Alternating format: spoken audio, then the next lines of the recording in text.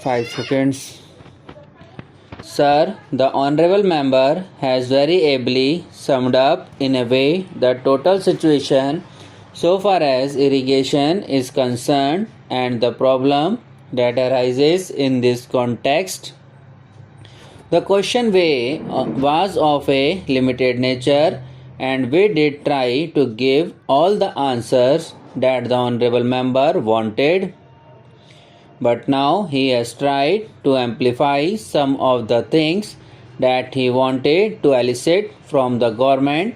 I will try to answer as best as I can.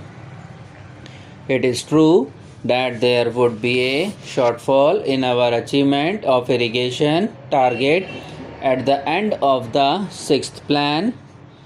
The sixth plan target is 13 million hectares and the likely achievement is going to be 11 million hectares. Thus there will be shortfall of 2 million hectares. As I answered to the question, the main constraint is that of resource. I mentioned the figure of rupees 1650 crores as additional central assistance for 2 years plus 20% step up in market borrowings for the program in 1993-94 as compared to last year. I want to clarify that this is not the figure which would be made available for irrigation. This is the total additional that the government has made available to the states in the state sector. We do hope that the states would be able to use as much of these additional resources that have been made available to them to reach the target and expedite irrigation programs about whose importance the honorable member very rightly stressed.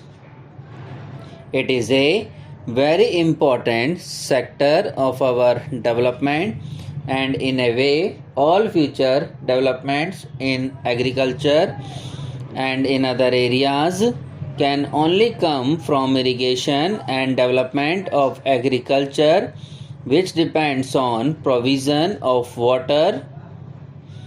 I cannot say that the targets would be reached with these additional funds because it all depends how much priority the state government would give in allocating these additional resources so far as irrigation development is concerned. Another constraint is that the inputs sometimes are not available which hinders development of irrigation works. It is true that some time back that was the situation and we were passing through a great scarcity which unfortunately we are not still able to get over. It is not true that the cement allocation has been reduced from 6 million tons as stated by the honorable member to 5 million tons. But the problem is that even the allocations are not made available by the cement factories because of many other things. In the last year or two there have been various serious cuts in electricity for cement works and this slowed the supply of cement for irrigation works to the extent we wanted. We in the Ministry of Irrigation have set up an interministerial group. We are constantly in touch with the cement controller who also attends these meetings. The state government's requisition are received and we try to sort out the thing. I can say as of now no serious complaint about this has been received.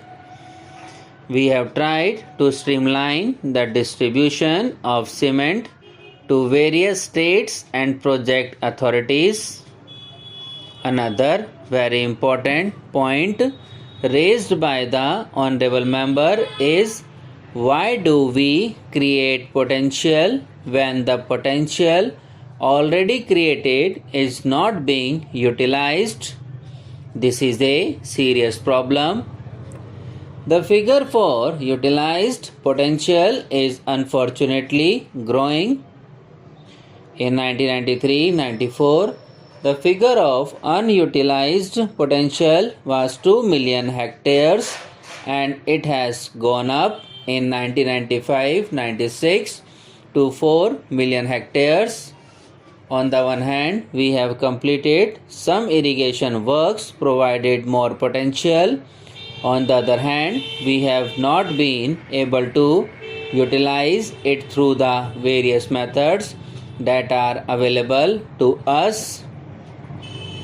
This problem has been with us for quite a few years. It is because of this situation of lag between potential created and its utilization that in 1984-85 the Command Area Development Program was introduced. It has been going on in a number of states and a number of projects have been started. All the things that the honorable members mentioned regarding the field channels, water management technique, provision of water to the tail enders, rotational irrigation, drainage and cross drainage works, all these form part of the CAD program. We have further strengthened the CAD program this year by announcing that rupees 25 crores would be made available to the Command Area Development Authority, where the performance is found to exceed the target for the construction of field channels, and we would be able to assist them more than what they normally get. Lastly, the honorable member mentioned that we have a potential of 110 million hectares. This is true. According to the surveys carried out as on today, our water resources, minor, medium, groundwater, etc. is 110 million hectares, of which we have utilized just about 50%. If we continue the rate of development, we would have utilized all this.